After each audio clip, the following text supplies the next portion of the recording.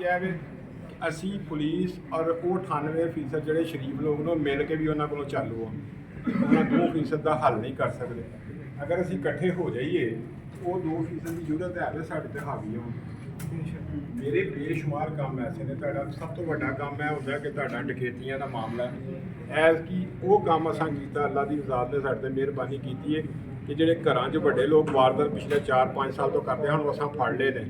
ਔਰ ਪੂਰੀਆਂ ਸਰਦੀਆਂ 'ਚ ਜਿਹੜਾ ਇੱਕ ਮਹੀਨੇ 'ਚ 5-7 ਵਾਰਦਾਤਾਂ 8 ਹੁੰਦੀਆਂ ਸਨ, ਐਤਕੀ ਇੱਕ ਵੀ ਨਹੀਂ ਸਾਡੀ ਕਿਸੇ ਦੀ ਘਰ ਦੀ ਹੋਈ। ਜਿਹੜੇ ਛੋਟੇ ਨੇ ਉਹ ਵੀ ਅਸੀਂ ਜਿਹੜੇ ਨੇ ਤੁਹਾਡੇ ਇੱਥੇ ਸ਼ਹਿਰ ਦੇ ਇਰਦ ਗਿਰਦ ਉਹਨਾਂ ਨੇ ਇੱਕ ਬੰਦੇ ਨੂੰ ਫਾਇਰ ਵੀ ਮਾਰਿਆ, ਉਹ ਵੀ ਬੰਦੇ ਅਸਾਂ ਪਕੜੇ ਨੇ। ਔਰ ਉਹਨਾਂ 'ਚ ਇਹ ਵੀ ਕਿ ਰਿਕਾਰਡ ਯਾਫਤਾ ਵੀ ਨੇ ਜਿਹੜੇ ਸ਼ਹਿਰ ਵਾਲੇ ਫੜੇ ਗਏ ਨੇ। ਉਹ ਚੀਜ਼ਾਂ ਇਹ ਨੇ ਕਿ ਮੈਂ ਇਹ ਥੋੜ੍ਹਾ ਬਹੁਤ ਮੈਨੂੰ ਜਾਣਦੇ ਨੇ, ਮੇਰੇ ਕੋਲ ਖੁੱਲੀ ਆਪਸ਼ਨ ਹੈ। ਮੇਰੇ ਤੇ ਤਨਕੀਦ ਕਰਨੀ ਹੈ ਤਾਂ ਮੈਂ ਬਰਦਾਸ਼ਤ ਕਰਾਂਗਾ। ਨਹੀਂ ਇਹ ਇੱਕ ਮਿੰਟ ਗੱਲ, ਇਹ ਇਨਸਾਨ 'ਚ ਜ਼ਰਫ ਹੋਣਾ ਚਾਹੀਦਾ। ਮੈਂ ਅਲਹਮਦੁਲਿਲਾ ਇਸ ਚੀਜ਼ ਤੋਂ ਨਹੀਂ ਕਦੀ ਕਤਾਇਆ। ਤੁਹਾਨੂੰ ਸ਼ਿਕਾਇਤ ਹੋਏ ਮੇਰੇ ਦਰਵਾਜ਼ਾ ਖੁੱਲ੍ਹਾ, ਤੁਹਾਨੂੰ ਚਿੱਠ ਦੇਣ ਦੀ ਵੀ ਲੋੜ ਨਹੀਂ। ਤੁਸੀਂ ਆਓ, ਆ ਕੇ ਮੈਨੂੰ ਦੱਸੋ ਜਿਹੜੀ ਕਿਹੜੀ ਗਲਤੀ ਹੈ ਮੈਂ ਤਸਲੀਮ ਕਰਾਂਗਾ। ਇਹੋ ਜਿਹੀ ਇਨਸਾਨੀਅਤ ਹੈ ਨਾ। मैं कानून साजी करवाने थे ਮਤਲਬ ਇੱਕ ਛੋਟੀ ਜਿਹੀ ਮੇਰੀ ਗੁਜ਼ਾਰਿਸ਼ ਹੈ।